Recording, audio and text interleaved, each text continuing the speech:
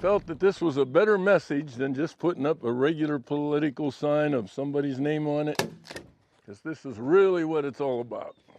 It's 4 years since I last saw Jeff, a steelworker from Johnstown, Pennsylvania. He's retired now from a factory where we'd met on the eve of the last election. I haven't put up a political sign like this in 4 years. In fact, I didn't even put one up like this 4 years ago. He's more time these days for yard signs and more time to reflect. I got one more to go here. This is the Pennsylvanian Rust Belt. It's where American elections are won and lost, and it's where Clinton dramatically lost back in 2016. We are putting Pennsylvania back to work. I was in the town back then and watched Donald Trump win here and across the state by telling traditional Democrat voters what they wanted to hear. When I'm president, we're going to start making things again in America. Well, the 4 years has flown by. Plenty has changed in American politics, and I wonder if any of those who I met back then have changed their minds.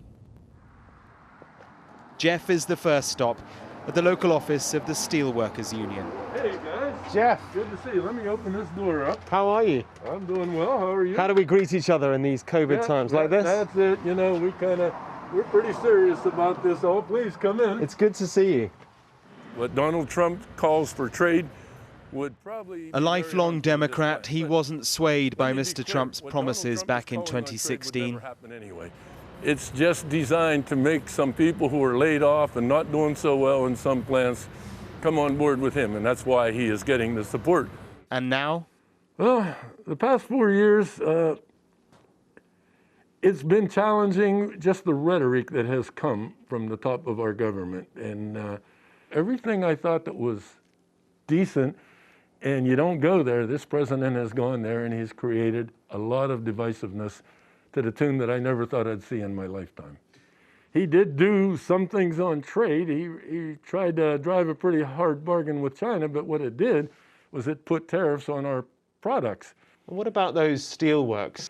He said, I'm going to open up all these steel mills. I'm going to open up the mines. I'm going to bring these jobs back. Well, today, none of those steel mills opened up. There'll be Republicans out there who will say, okay, Donald Trump, he may not be the most refined of characters, but jobs are up. Johnstown is looking better than it's done for a while. Well, I say to them, I don't know what you're listening to Trump blow his horn. I have some good Republican friends that between now and next Tuesday, I don't really want to run into them. Everybody that's going for Hillary, please raise your hand. This week, 4 years ago, we were at the Johnstown Fun Run, where intentions were clear. Anybody that's going for Trump, please raise your hand. On the finish line was financial advisor Eric Kabler. I feel that both of them are knuckleheads. However, you know, Hillary, the analogy is that it's an old dog that you can't teach new tricks, whereas Donald is a new dog that hopefully we can teach new tricks. So he voted reluctantly for Trump last time. This will be very, very interesting.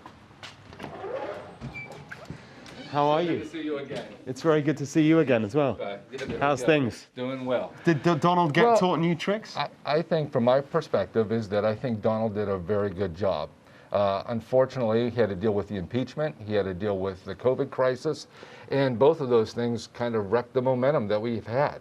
And I'm not just talking about the economy or the stock market. I feel a lot of people felt more comfortable with his leadership. But what about his rhetoric? What about his divisiveness? I said 4 years ago, I said he's a knucklehead, and I am not changing my mind 4 years later. But you still vote for him. That he's a knucklehead. Yeah. However, it's not just that, it's his platform of things that he's for, whether it's pro-life, he's all about business, about the economy, getting people back to work. Do you know what I'm struggling to understand though, is that you're happy for a guy who you say is a knucklehead to be running the country? Yeah. And again, it's his platform.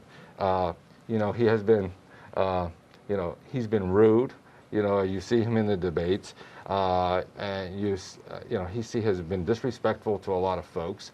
He has a track record of filing for bankruptcy and all of that type of stuff. And so we wouldn't vote for him to, you know, be on the school board in our local area. But because he has the ability and the power to be able to make changes in the areas that we want changes to be made in the country, that's why we're voting for him. Opinions then are bitterly entrenched. The choice is binary. Okay, let's see. I think I'll put this one here. And no one we've met here has been moved over the 4 years. Here we go.